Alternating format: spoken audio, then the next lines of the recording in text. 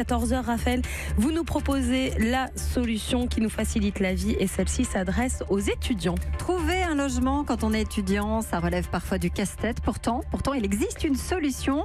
Elisabeth Assayag, elle s'appelle Studapart et ça marche aussi bien pour les études en France qu'à l'étranger. Et oui, parce que Studapart, ça permet aux établissements d'études supérieures de proposer des logements à leurs étudiants en France ou à l'étranger, et donc ça facilite totalement la recherche de logement. Concrètement, c'est une plateforme qui est personnalisable pour chaque école et chaque université, et chaque établissement est libre de la développer comme bon lui semble. Les écoles peuvent par exemple ajouter des annonces de propriétaires ou d'agences proches de l'école. Il y a même une carte géographique qui permet d'obtenir une liste de logements intéressants à proximité de l'université choisie. Et le fondateur et directeur général de Studapart est avec nous. Bonjour Amaury Roland. Bonjour. Merci d'être là sur Europe 1. Comment ça marche ? Je suis étudiante, j'aimerais bien, par exemple à Toulouse, je dois aller passer 6 mois à Londres. Comment est-ce que vous m'aidez ?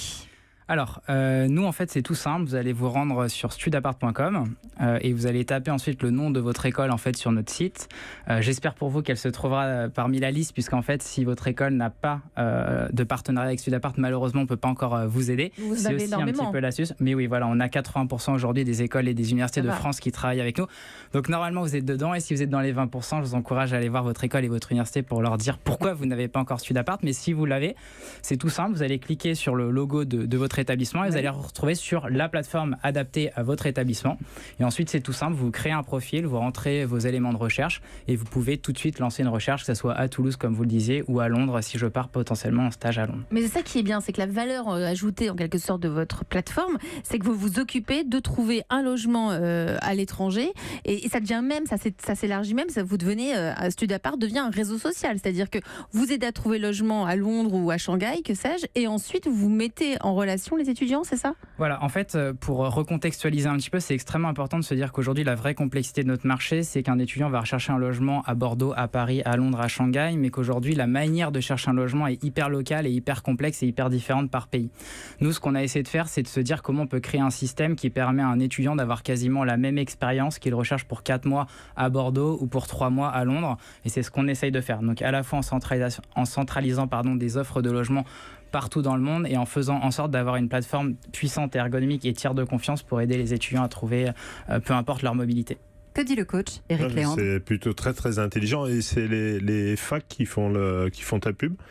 Alors exactement, donc on est sur un marché comme vous le savez où il y a plus de demandes que d'offres et donc nous on a essayé de se dire il faut qu'on arrive à régler ce problème de l'offre et il faut qu'on arrive à se concentrer dessus. Donc on a plutôt été feignant en se disant on va donner cette solution là aux écoles qui va faire que les étudiants vont venir de manière naturelle, ce qui nous permettait de nous concentrer sur le versant le plus important qui est l'offre, puisque si on veut créer une vraie expérience unique côté étudiant, il faut vraiment apporter une valeur ajoutée à l'offre puisqu'elle est reine sur le marché. Alors vous venez de lever 1,5 million d'euros auprès de la BPI France et d'Isaïe, notre fonds d'investissement. Et des investisseurs historiques. Aujourd'hui, vous êtes combien de salariés ? On est un peu moins d'une quarantaine aujourd'hui. Ce qui est formidable, un peu moins d'une quarantaine. En 3 ans et demi. Ce qui est colossal. Vous allez en faire quoi alors de ces 1,5 million d'euros ? Alors, ce qu'on va en faire, plein de choses.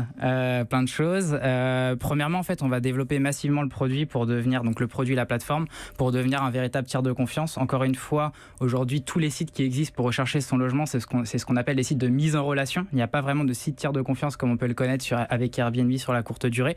Donc, on va développer de manière importante toutes ces notions liées au tiers de confiance. Ensuite, on va développer énormément l'aspect qualité de nos offres. On pense que c'est extrêmement important.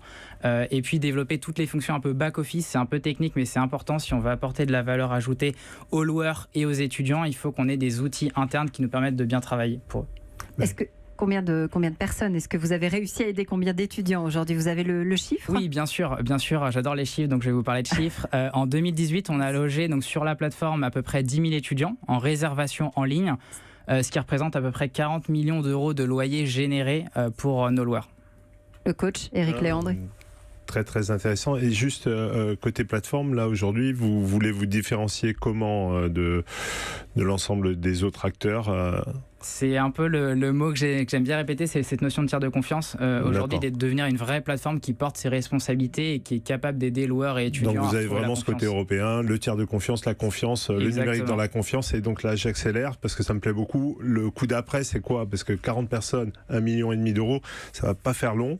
Vos prochains KPI, c'est quand? Nos prochaines KPI, du coup, c'est de développer encore le stock de logements en France. Donc aujourd'hui, on a 30 000 propriétaires privés qui diffusent sur notre plateforme et à peu près entre 50 et 60 000 logements de résidence étudiante. Le but, c'est de doubler le stock de propriétaires, donc plutôt de passer à 60 000 en 2019, de continuer de bien mailler le territoire français, parce qu'on a plus de 40 villes qu'on couvre aujourd'hui en France, pour après pouvoir potentiellement effectivement s'exporter sur d'autres pays dans le monde. Ça s'appelle Studapart, ça fonctionne bien, c'est pour vous. Si vous êtes étudiant, on vous engage évidemment à aller voir. Vous allez avoir un vrai coup de pouce. Merci à Amaury Roland d'être venu nous en parler. Merci à Éric Léandre qui était notre coach aujourd'hui. On se dit à demain. À demain, Elisabeth. Vous savez que dans la dernière émission. Ce sera la dernière émission dans les studios de la rue François 1er pour nous. Après, on déménage. Et demain, vous savez que c'est la dernière limite pour la lingerie indiscrète. On saura si elle a un repreneur. Eh bien, nous avons décidé de nous intéresser à la filière pour voir comment elle vit encore ici, chez nous, en France. À demain.